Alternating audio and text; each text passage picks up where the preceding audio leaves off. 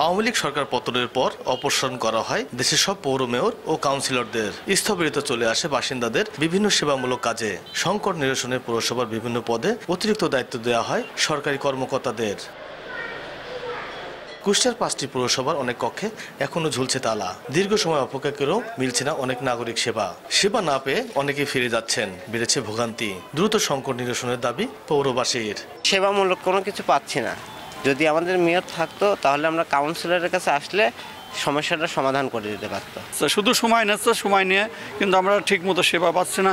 এই জন্য আমাদের অনেক কিছু বাধাগ্রস্ত হচ্ছে। সমস্ত কাজ মেম্বারই করে দিত, আর এখন ধরেন এখান থেকে এই রুম থেকে ওই রুম থেকে সেই রুম পাঠায় আমাদের। কাউন্সিলর, তারপরে মেয়র, পৌরসভায় অনেক গুরুত্বপূর্ণ একজন, তাদের রাখা উচিত।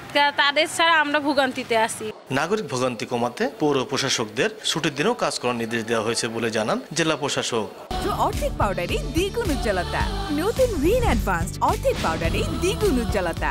রেগুলার আমাদের যারা পৌর প্রশাসক আছে তাদেরকে আমরা রেগুলার বলছি যেন ওনারা কোনো বিষয় বা কোনো কাজ যেন সময়ের অতিরিক্ত সময় না নেন, এটা যেন দীর্ঘসূত্রিতায় পরিণত না হয়, সেজন্য তাদেরকে নির্দেশনা দেওয়া হয় এবং সেই অনুযায়ী তারা কাজ করছে। কুষ্টিয়া 5টি পৌরসভার বাসিন্দাদের সংখ্যা 4,58,342 জন। এস এম রাশেদ, সময় সংবাদ, কুষ্টিয়া।